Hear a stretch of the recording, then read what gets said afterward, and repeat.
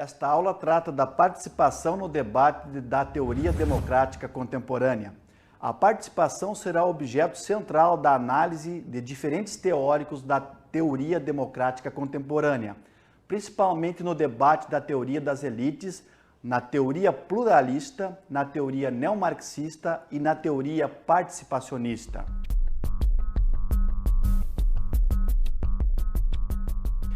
A teoria pluralista da democracia política norte-americana, segundo Outwaite e Bottomori, tem em Alex de Tocqueville o seu precursor.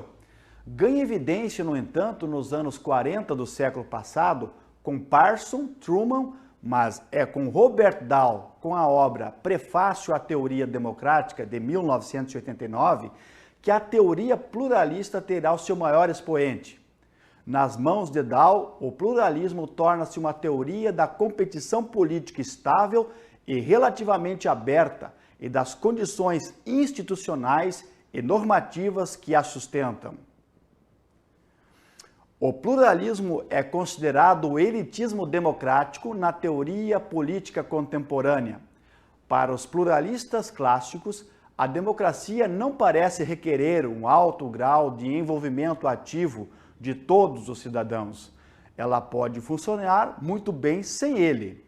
Pelo contrário, a apatia política pode refletir a saúde da democracia. Nas palavras de Martin Carnoy, a teoria política pluralista é a ideologia oficial das democracias capitalistas.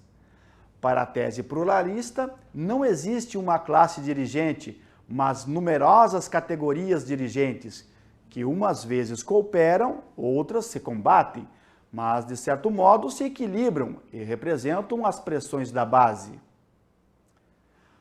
A teoria pluralista opõe-se à concentração de poder por parte do Estado, ou seja, é contra o estatismo. O poder é descentralizado e administrado por outras instituições. Em outras palavras, é a sociedade com diversos centros de poder, mas nenhum deles totalmente soberano. Para Dahl, o Estado é considerado um elemento neutro, cuja função é promover a conciliação dos interesses que interagem na sociedade, segundo a lógica do mercado. Assim, a multiplicidade de centros de poder complementa a existência das minorias concorrentes. Dahl chamou de poliarquias o funcionamento da democracia contemporânea. O estudo clássico de Robert Dahl, Poliarquia, Participação e Oposição, publicado pela primeira vez em 1972, apresenta 8 garantias institucionais da poliarquia. A. Liberdade de formar e se integrar às organizações. B. Liberdade de expressão. C. Direito de voto. D. Elegibilidade para cargos políticos. E. Direito de líderes políticos competirem por meios da votação. F. Fontes alternativas da informação. G. Eleições livres e idôneas. E. H. Existência de instituições que garantam que as políticas governamentais dependam de eleições e de outras manifestações de preferência da população. Da mesma forma, para o cientista político italiano Giovanni Sartori, ele utiliza a noção de poliarquia ressaltando o governo das elites em competição. A desilusão para com a democracia surge de sua idealização nunca alcançada. O problema real das democracias é manter a verticalidade numa estrutura de autoridade e liderança. O cidadão médio não se interessa pela política porque não a sente como uma experiência pessoal e, portanto, uma experiência real. Muitas vezes ouvimos as pessoas dizer que não se interessam, nem se envolvem por assuntos da comunidade. Não sentem falta, ou quando entram é apenas para tirar vantagens. Não sabe o indivíduo que quanto mais isolado da vida social, pior serão as condições de vida para todos. O pluralismo também foi chamado de política competitiva das elites.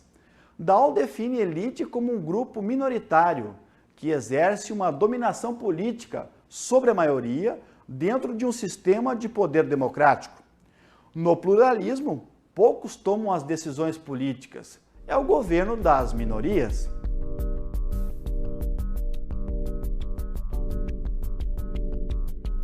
O pluralismo opõe-se à concepção participacionista da teoria democrática, que vê a solução na participação mais ampla possível dos cidadãos nas decisões políticas.